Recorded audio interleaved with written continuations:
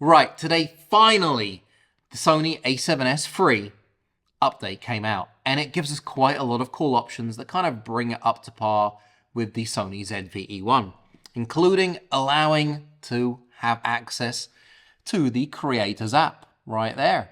And not only the Creators app, but the Monitor and Control app, which is a little bit more advanced. That gives us a little bit more, more features, and that allows us to connect right there. So both those apps are now available on the Sony A7S III. Now, I did go through the whole update for you guys, and some of you out there might be a little bit frustrated because you can't update. I spent about 2.5 hours wondering what the hell was going on. So I had to download all the updates off the Sony website. And if you don't have it, you're going to have to update 2.11 to 2.15. Yeah, that's what I did. And from there, you're going to have to update from 2.15 to 3. So you're going to get 2 update files. You're going to have to do the lowest one first. I couldn't get my Mac to allow me to allow the app to do the update via the privacy. It wasn't showing up. I am currently, not to lie, on Sonoma 14.4.1. And I was like, what the hell is going on? I spent ages just going around in circles. What you're going to have to do is you're going to have to shut down your Mac. You're going to have to press and hold the on button. Now press and hold the on-off button until you get the second part of this screen right here. Keep on holding, keep on holding. There you go. Now you can let go and it's going to load the startup options. If you've never been in here, it might be a little bit scary, but you don't actually have to rummage through it. Basically, we're going to go into options on the right. Once we've done that, we are going to wait for it to start up. And once it's started up, we're going to have our little profile. We're going to go next and we're going to input our password on the top left, utilities, startup utility, and we're going to press unlock.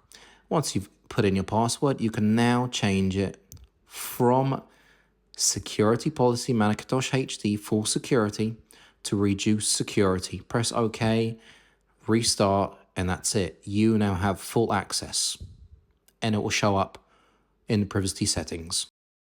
Try the installer again, and it's going to pop up finally in the place where it normally is. You allow it, and you can install everything. It's taken me a good 2.5 hours to get to that point. There was nothing on the internet that allowed me to, to get through all that, so I had to find out the hard way. Anyway, both apps are great. I use the Sony ZV-1 with the Creators app, and it is very, very reliable. A lot more reliable than the old Imaging Edge. I did a video on that up here, and, it was a great app, but it was frustrating. Creators app, fantastic.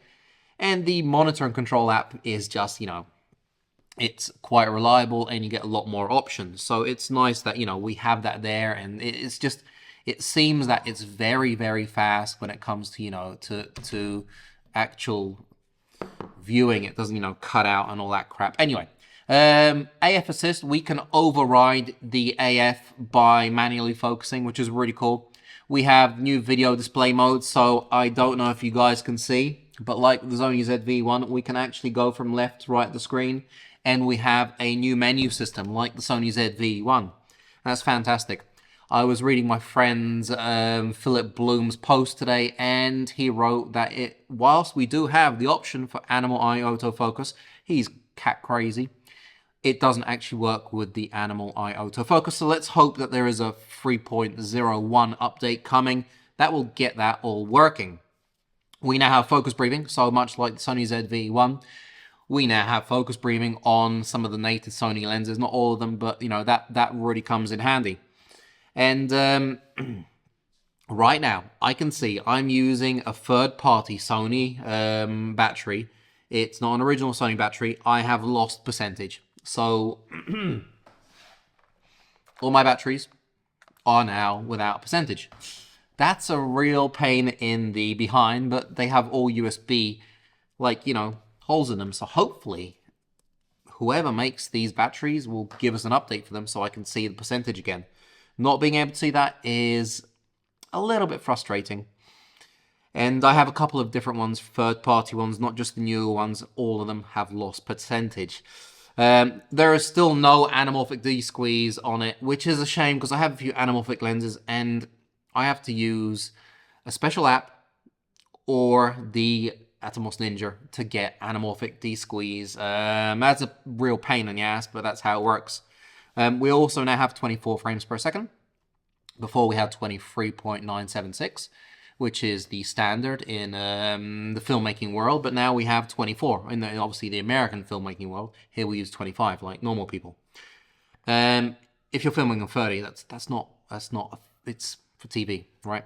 And now we have timecode via the micro USB. So a lot of cool things have happened, and I really do like that the menu is like the ZV-1. It's really easy. You can just basically swipe your hand over, and you have access to a whole load of different menu items, not just the FN menu. And one other thing, everything is zeroed. Everything is zeroed, so you're going to have to start all over again. Any questions about this, just let me know. Oh, by the way, we also have DCI 4K, which is slightly, a little wider. But, yeah, I'm mostly excited about the Creators app, the Monitor Plus app, the Breathing, and the AF Assist. And also that in the future, we don't have to go through the process on the computer, but we can just download it onto a memory card, and it's going to do the whole update through the memory card. That is, it's 2024, Sony. Thank you.